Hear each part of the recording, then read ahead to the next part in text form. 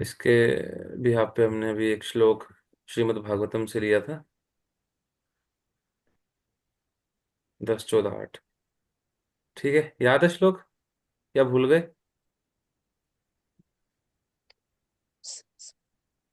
याद है किसी को श्लोक ही?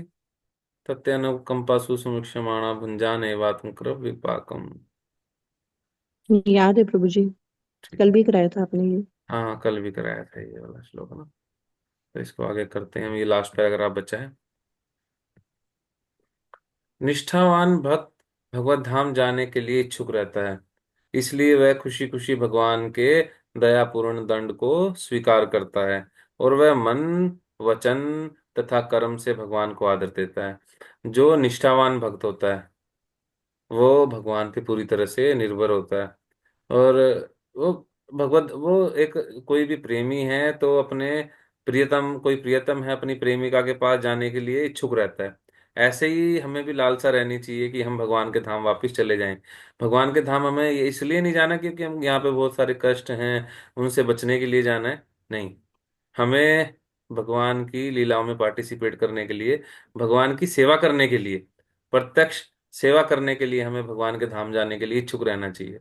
आगे भगवान की इच्छा है, भगवान हमसे क्या सेवा लेना चाहते हैं, कहाँ भेजना चाहते हैं, क्या कराएंगे, वो उनकी इच्छा है। पर अब एक भक्त जाना चाहता है, इसलिए वह खुशी खुशी भगवान के दयापूर्ण दंड को स्वीकार करता है। और जो भी उसके ऊपर कष्ट आ रहा है उसको पता है कि ये जो मेरे ऊपर कष्ट आ रहा है, चाहे किसी भी प्रकार से आ रहा है, किसी ने मुझे गलत बोल दिया। अब हम प्रार्थना करते हैं, तृणादपि सुनिचैन तरोरपि सहिष्णुना।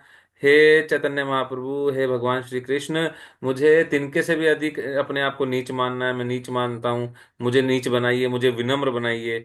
करते हैं प्रार्थना? जी। नहीं, ठीक। ऐसे तो लोग करते हैं। नहीं करते? नहीं। सोचते हैं प्रभु जी। ठीक है, अच्छी बात है, नहीं करते तो करते फिर हैं। फिर परिस्थितियां ऐसी आएंगी कि विनम्र बना दिया जाएगा। करनी चाहिए हमें प्रेयर्स। ये चैतन्य महाप्रभु ने 8 श्लोक दिए हैं, इनको डेली पढ़ना चाहिए हमें। ये तभी तो हम इस पे बार बार डिस्कस कर रहे हैं। सेकंड। वृक्ष की भांति। और अगर हम ऐसी प्रार्थनाएं करेंगे तो क्या होगा? भगवान अरेंजमेंट करेंगे कि हम त्रिनादपि सुनिचैन बने। ठीक है, इसलिए वह खुशी खुशी भगवान के दयापूर्ण दंड को स्वीकार करता है। जो भक्त होता है वो भगवान को, उसको पता है कि भगवान जो मेरे लिए ये कर रहे हैं, ये विशेष कृपा है मेरे ऊपर, कि इससे क्या होगा, ये जो विशेष कृपा भगवान कर रहे हैं इससे मेरा ही प्योरिफिकेशन होगा, मेरा शुद्धिकरण होगा। और वो क्या करता है, उस दंड को स्वीकार करता है। और स्वीकार करने के बाद क्या करता है, वह मन, अपने मन से, वचन से और कर्म से भगवान को आदर देता है तथा नमस्कार करता है। भगवान का सानिध्य प्राप्त करने के लिए भगवान का ऐसा प्रमाणिक दास ईश्वर का वैध पुत्र बन जाता है। ऐसा व्यक्ति जो अपने कर्मों को सहते हुए और भगवान के प्रति आदर करता है पूरा मन से, वचन से और कर्म से। ऐसा नहीं है कि ऊपर से बोल रहा है, प्रणाम भी कर रहा है कि भगवान आपने जो किया अच्छा किया। लोग कहते हैं ना, भगवान जो करते हैं अच्छा करते हैं, पर क्या उसको एक्सेप्ट कर पाते हैं इतनी इजीली से? नहीं प्रभु जी। नहीं, उसको एक्सेप्ट नहीं कर पाते इतना इजीली। पर जो ये भक्त है, ये भक्त उसको एक्सेप्ट करता है इजीली, कि हाँ, ये जो मेरे ऊपर जो भी सिचुएशन आ रही है, मेरी प्लेट में जो कुछ आ रहा है, वो कृष्णा ने सैंक्शन किया है। बिना भगवान की मर्जी के पत्ता भी नहीं हिल सकता। तो वो क्या ये बात। करता है कि हाँ, भगवान ने करा है तो मैं इसको एक्सेप्ट करता हूँ। पूरे मन से एक्सेप्ट करता है वो इसको। ऐसा नहीं है कि सिर्फ बोलने बोलने में, नहीं, वो मन से एक्सेप्ट करेगा, मुख से बोलेगा भी, और कर्मों से भगवान को आदर देगा। वो काम क्या, कर्म कैसे, भगवान की सेवा सेवा में लगा रहेगा। जैसी भी स्थिति आएगी, चाहे दुख आ रहा है या सुख आ रहा है, भगवान की सेवा कभी भी बंद नहीं करेंगे। एक पुजारी थे मायापुर धाम में, उनकी बेटी की शादी थी। उनकी बेटी की शादी थी और वो सुबह 4:30 बजे मंगल आरती कर रहे थे। उनको हाई फीवर होता है, वो मंगल आरती में पुजारी का अपनी सेवा कंटिन्यू रखते हैं। चाहे कुछ आए, सुख आए, दुख आए, कैसी भी सिचुएशन आए, सेवा कभी नहीं रुकती उनकी। उनको कोई भी एक दिन ऐसा नहीं गया जब से वो सेवा में है कि वो सेवा उन्होंने नहीं की। कॉन्टिन्यूअस सेवा। हम हिज होलीनेस गोपाल कृष्ण गोस्वामी महाराज जी को देखते थे, बिल्कुल ऐसे उनसे खड़ा भी नहीं रहा जाता था। महाराज जी को एक व्यक्ति पीछे खड़ा रहता था, एक जो कोई भी मतलब भक्त होता था पीछे खड़ा रहता था। कुछ नहीं पता चलता था महाराज जी कब एकदम से बिल्कुल शरीर उनका, क्योंकि महाराज जी को पार्किंसंस डिजीज थी। और महाराज जी इतना ज्यादा मतलब सेवा में लगे रहते थे, अगर डीटी वर्शिप भी करते थे भगवान की। वो जहां भी होते थे सुबह डीटी वर्शिप कर रहे होते थे। और पीछे एक भक्त को खड़ा रहना पड़ता था, क्योंकि पता नहीं कब महाराज जी बिल्कुल शरीर ऐसे एक बार ढीला छोड़ देते थे। हो जाता था बस, फिर भी महाराज जी करते थे। क्यों? क्योंकि कोई भी सिचुएशन आए, कोई भी बीमारी आए, कुछ भी आए, सुख आए दुख आए, वो मन से, वचन से और कर्म से, स्पेशली कर्म से दिखता है कि हाँ ये व्यक्ति क्या कर रहा है। कोई बोलने को बोल सकता है कि हाँ मैं खुश हूं, पर उसके फेस के एक्सप्रेशन से पता लग जाएगा कि वो खुश है या नहीं है। या फिर उसके बाद वो काम कुछ ऐसा करेगा, जो कर्म करेगा, जो एक्शंस ऐसे करेगा, तो उससे बिल्कुल रियलिटी में पता चलेगा कि हाँ ये व्यक्ति क्या कर रहा है। तो ये भगवान के जो शुद्ध भक्त होते हैं, वो उनको उसको एक्सेप्ट करते हैं, और उसके बाद ऐसे कर्म करते हैं कि ऐसे कार्य करते हैं कि हाँ उसको एक्सेप्ट करते हुए भगवान को खुश करने का प्रयास करते हैं। भगवान का सानिध्य प्राप्त करने के लिए जो ऐसा प्रमाणिक दास है, ऐसा शुद्ध भक्त है, वो क्या बन जाता है भगवान का? वैद पुत्र। दया भाग शब्द, दया भाग शब्द क्या है ये? कि उसका उत्तराधिकारी बन जाना, वो भगवान का उत्तराधिकारी बन जाता है। और भगवान के धाम जाने के लिए बिल्कुल परफेक्ट बन जाता है कि हाँ ये भगवान के धाम चला जाएगा। जिस प्रकार स्वयं अग्नि बने बिना कोई भी व्यक्ति सूर्य के पास नहीं पहुंच सकता, उसी तरह कठोर शुद्धिकरण विधि का पालन किए बिना कोई परम पवित्र कृष्ण तक नहीं पहुंच सकता। हमारी आत्मा का साइज क्या है? बाल के 10,000वां हिस्सा। बाल बाल के का अगर अग्रभाग का दस बाल की हजारवा नोक हिस्सा। का 10,000 हिस्सा। हाँ। और हमारे इस 10,000वें, जो 10,000वां हिस्सा है, इसके ऊपर एक सूक्ष्म शरीर चढ़ गया है। मन बुद्धि अहंकार। कोई भी आप जन्म लेंगे, जो हमें ये शरीर, भौतिक शरीर मिला है, जो ये शरीर हमें दिख रहा है, सिर हाथ पैर सब कुछ, ये यहीं रह जाएगा। हर शरीर में, हर जन्म में यहीं यहीं रह जाता है। पर एक ऐसा शरीर है जो आत्मा के साथ चिपक गया है। वो क्या है? मन बुद्धि अहंकार। अहंकार। बोलिए। मन। बुद्धि अहंकार। हाँ, मन बुद्धि अहंकार, ये आत्मा के साथ चिपक गया है। आप जिस भी जन्म में जाएंगे, ये आपके साथ साथ जाएगा। और आपने अभी जो इस पे इम्प्रिंट बना लिया, वो अगले जन्म में भी ऐसे जाएंगे। इसका एग्जाम्पल आप देख सकते हैं। अगर एक घर में दो भाई भी हैं या पांच व्यक्ति हैं एक घर में, तो क्या सबका मूड एक जैसा रहता है? नहीं। सबकी इंटेलिजेंस नहीं एक जैसी है? नहीं प्रभु जी। सबका एक ही बार में मन करता है कि हाँ सारे गुलाब जामुन ही खाएंगे? नहीं लड़ाई नहीं होती, नहीं आज मैं नहीं रसमलाई प्रभु जी। खाऊंगा, ये गुलाब जामुन खा रहा है, ये लड्डू खा रहा है ना? सबके मन अलग अलग हैं, सबकी इंटेलिजेंस अलग अलग है, और सब में अहंकार भी अलग अलग लेवल का है। तो ये सब चिपक गया है। और अगर आप किसी को भगवान के धाम में जाना है, अब हमारा जो गेट है, हमारे गेट घर के अंदर हाथी घुस सकता है इस गेट में से, मतलब किसी के घर का बड़ा हो सकता है, पर हमारे घर के अंदर नहीं घुस पाएगा। देखिए, ये गेट है मान लीजिए, इस गेट से हाथी घुस जाएगा? पॉसिबल है? नहीं। 3 फुट चौड़े गेट से, 8 फुट ऊंचे गेट से हाथी नहीं घुस पाएगा। ऐसे ही जो भगवान के धाम का गेट है, भगवान के धाम हमें जाना है, तो उसका गेट कैसा, उसका गेट का साइज कितना है? बाल के अग्रभाग के 10,000वें हिस्से के बराबर है, जो हमारी आत्मा का साइज है। और आत्मा का साइज जो है, वो भगवान के धाम जा सकता है इजीली। पर उसके ऊपर जो ये मन बुद्धि अहंकार जो ये चिपक गए हैं, ये उतरते ये देखो। उसके साथ में जा ही नहीं सकते, क्योंकि वो गेट ही उतना बड़ा है। उसके लिए हमें क्या करना पड़ेगा? कठोर शुद्धिकरण। करना। पढ़िए क्या, अंडरलाइन कर देता हूँ, यहाँ लिखा हो ना। कोई परम पवित्र कृष्ण तक नहीं पहुंच सकता। कोई कठोर शुद्धिकरण विधि का पालन किए बिना कोई परम पवित्र कृष्ण तक नहीं पहुंच सकता। क्योंकि जब तक ये हमारी आत्मा के ऊपर से मन बुद्धि अहंकार, ये तीनों चीजें नहीं हट जाएंगी, इनका आवरण नहीं हट जाएगा, भगवान के धाम में एंट्री हो ही नहीं पाएगी। जैसे ही हम जाएंगे, टोइंग, वापिस आ जाएंगे। क्योंकि मन बुद्धि अहंकार अभी भी चिपके हुए हैं। इसके लिए क्या करना पड़ेगा, इसके लिए भगवान कष्ट देते हैं। ठीक है, अब समझ रहे हैं भक्तों के ऊपर कष्ट क्यों आते हैं। जी। हाँ जी प्रभु जी। भक्त, बालक प्रहलाद पे कितने कष्ट आए थे। हाँ, ये जो भक्तों के ऊपर जो कष्ट आते हैं ये नॉर्मल कष्ट नहीं है। ये कष्ट उनके प्योरिफिकेशन के लिए हैं, कि वो शुद्ध हो जाए। जैसे किसी व्यक्ति को फोड़ा हो जाए, फुंसी निकल जाए, तो डॉक्टर क्या करेगा, चीरा लगाना पड़ेगा या ऐसे ही बस उसको आराम से सहला के ठीक हो जाएगा। चीरा लगाना पड़ेगा। कीड़ा चीरा लगाना लगाना पड़ेगा पड़ेगा, जी। उसको दर्द भी होगा।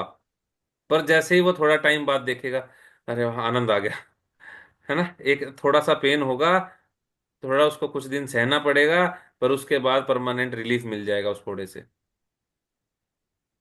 ऐसे ही भगवान कर रहे हैं। वो उस फोड़े को काटने के लिए ऑपरेशन करना पड़ेगा, एक बार कैंची चलानी पड़ेगी, है ना। तो इस कोई भी भगवान के धाम अगर जाना चाहता है, भक्ति करना चाहता है, तो भगवान एक कुशल डॉक्टर हैं, एक बहुत अच्छे डॉक्टर हैं, उसमें कोई भी कमी नहीं छोड़ेंगे, उसको बिल्कुल सीधा कर देंगे।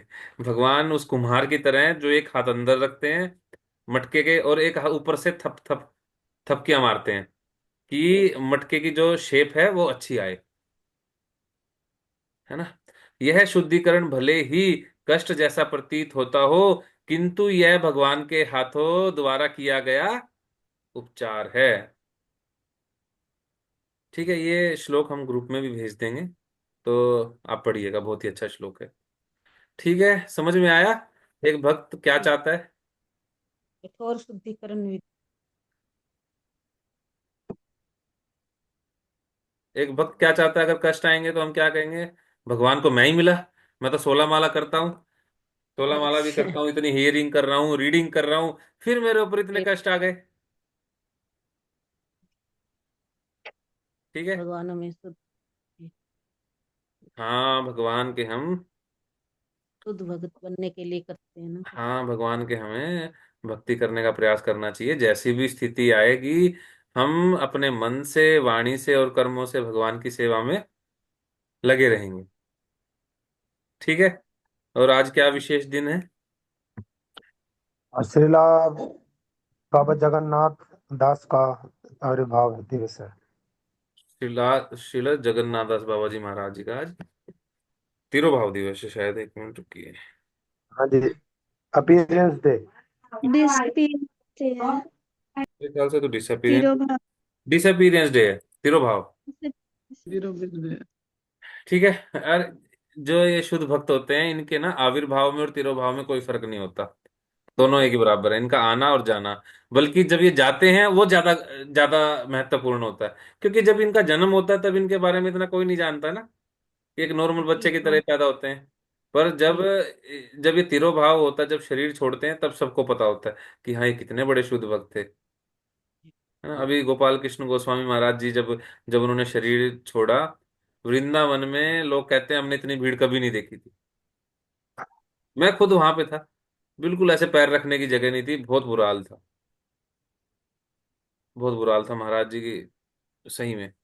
वहां पे तो इतनी भीड़ थी, इतनी भीड़ थी, बिल्कुल सांस लेना भी ऐसा हो रहा था, पता नहीं सांस कैसे लिया जाएगा, बहुत ज्यादा भीड़ थी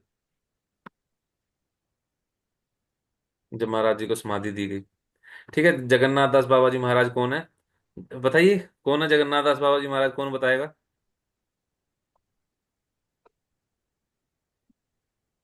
सरस्वती श्री सिद्धांत ये भक्ति सिद्धांत सरस्वती ठाकुर के गुरु हैं। गुरु।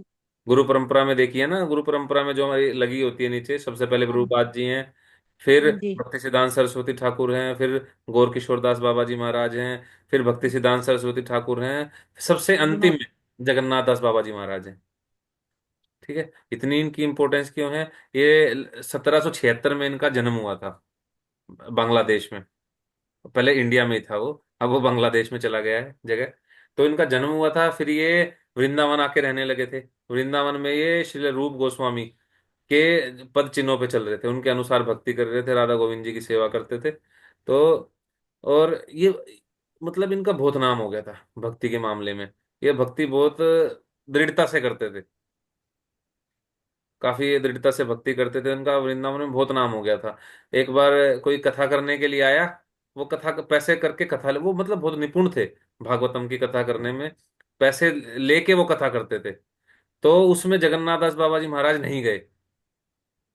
तो अब वो सारे व्यक्ति हैरान कि यार जगन्नाथ दास बाबा जी महाराज तो टॉप मोस्ट शिरोमणि है भक्तों में, वो क्यों नहीं आ रहे? उनसे पूछा गया तो वो कहते, पैसे लेके भगवान की कथा करना करना इसका मतलब है ये तो वैश्याओं से भी गलत काम है। भगवान की जो कथा करनी है वो बिजनेस नहीं है, इसको बिजनेस नहीं बनाना चाहिए। तो इस बात का खंडन उन्होंने बिल्कुल खुलेआम किया कि भगवान कि ये क्या करते हैं, एक्सप्रेशंस ऐसे दिखाएंगे, ऐसी वाणी बोलेंगे, सिर्फ किस लिए? भगवान का ग्लोरिफिकेशन करने के लिए बोलेंगे, जो ऐसे लोग हैं, या अपनी जेब भरने के लिए ऐसे ऐसे करके करेंगे। अपनी जेब भरने के लिए करते हैं। हाँ, अभी अभी पीछे भी एक बात आई थी, अभी किसी ने बताया कि जो ये कथावाचक है रोते हैं, कैसे रोते हैं ये? वहां पे दो हैंकी रखते हैं अलग अलग कलर के। विक्स लगा लेते हैं। हाँ हाँ, उस पे विक्स या वगैरह ऐसा कुछ लगा लेते हैं, जब कोई सैड स्टोरी आती है तो वो वाला हैंकी, उस कलर का हैंकी उठाएंगे जिसपे विक्स वगैरह लगी हुई है, अपनी आंखों से ऐसे पोंछने का वो करेंगे और रोना आएगा। तो और रियलिटी में उन्होंने दिखाया भी। एक कथावाचक थी बहुत फेमस, और वो क्या कर रही थी, पहले दूसरा हैंकी यूज किया, बाद में दूसरा हैंकी यूज कर रही थी, अलग अलग कलर के थे। तो मतलब ये जो कथा, जो पैसे लेके कथा करते हैं, ये सही नहीं है। इनसे कथा हमें सुननी भी नहीं चाहिए। क्योंकि जैसे दूध को अगर सांप ने मुंह लगा दिया तो वो पूरा का पूरा दूध जहर हो जाएगा। ये ऐसे ही होता है, भगवान की कथा तो अच्छी है, पर इनके मुख से सुनने में गड़बड़ है। फिर जगन्नाथ दास बाबा जी महाराज को विशेष करके क्यों जाना जाता है?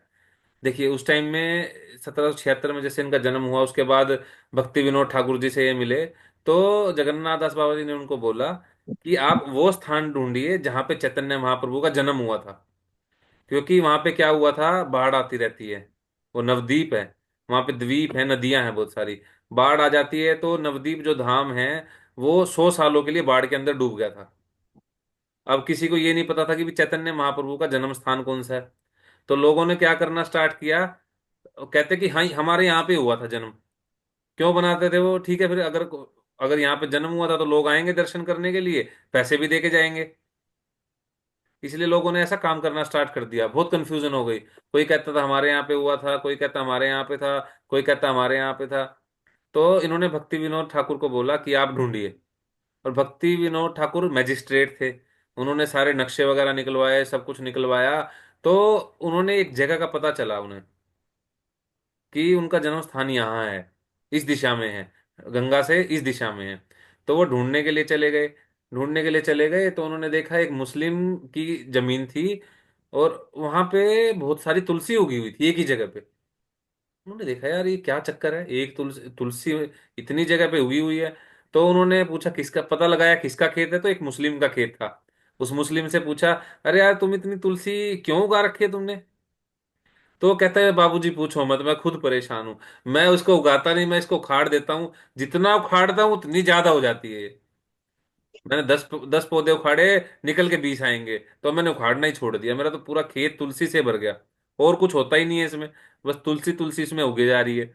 तो उन्होंने सोचा भाई अब तो ये सही में यही स्थान है। तो उन्होंने सोचा अब कैसे प्रमाणित करें। उस टाइम पे जगन्नाथ दास बाबा जी महाराज 120 साल से भी ऊपर हो चुके थे। और इनका बिहारी बिहारी लाल इनके एक सर्वेंट थे, वो क्या करते थे, इनको अगर कहीं जाना होता था तो एक टोकरी में लेके जाते थे जगन्नाथ दास बाबा जी महाराज को। तो भक्ति विनोद ठाकुर ने इनके पास गए, बोला कि भाई इनको लेके आओ और इनको दिखाओ जगह का, प्रमाणित करेंगे कि क्या ये वही जगह है। जहाँ पे चैतन्य महाप्रभु प्रकट हुए थे, जन्म हुआ था चैतन्य महाप्रभु का। तो जगन्नाथ दास बाबा जी महाराज की आंखें भी नहीं खुलती थी, आंखें भी उनकी ना ऐसे करके खोलनी पड़ती थी।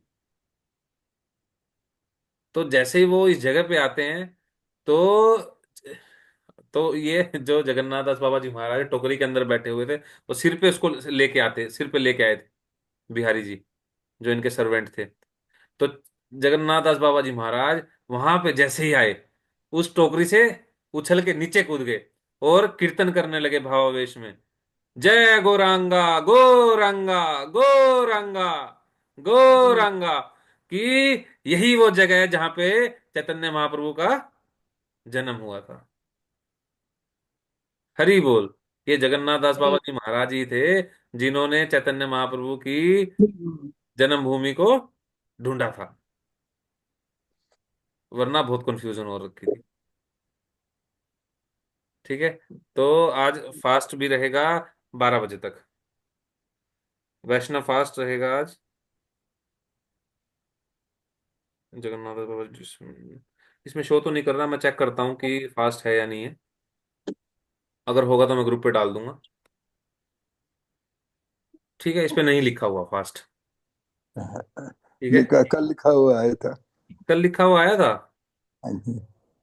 मैंने देखा तो मैंने भी था, ग्रुप पे आया था। वहाँ एक मिनट, कि कुछ कंफ्यूजन ना हो जाए कभी। पे प्रभु जी रसिक रसिक प्रभु जी का भी था नीचे। हाँ जी, हाँ जी प्रभु जी, उनका भी था प्रभु जी। एक सेकंड। रसिक प्रभु जी के बारे में बताएं थोड़ा। डिसअपीयरेंस डे श्रील जगन्नाथ दास बाबा जी, श्री रसिकानंद प्रभु, फास्टिंग टिल नून। हाँ लिखा तो आया है प्रभु जी, पर ठीक है, रख सकते हैं, वैसे रखना चाहिए हमें, इतने महान आचार्य हुए हैं हमारे। ठीक तो है। प्रभु जी चैतन्य महाप्रभु का जन्म स्थान कहाँ पर है? अब भी है?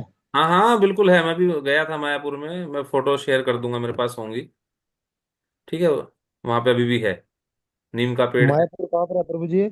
मायापुर यहीं है प्रभु जी, बस थोड़ा नजदीक ही है, ज्यादा दूर नहीं है। चलेंगे कभी, बंगाल में है, नवदीप। बंगाल में? हाँ, नवदीप धाम मायापुर बहुत अच्छी जगह है।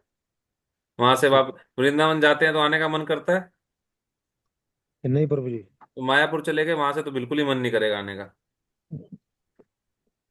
बहुत ठीक सुंदर है प्रभु। जगह। ठीक है। हरे कृष्णा, श्रील प्रभुपाद की जय जय। हरे कृष्ण श्री हरे कृष्ण कृष्ण श्री जगन्नाथ श्री हरे प्रभुपाद कृष्ण की प्रभु जी। जय। जय। हरे कृष्ण। हरे कृष्णा प्रभु जी। हरे कृष्णा हरे धन्यवाद। कृष्णा जी।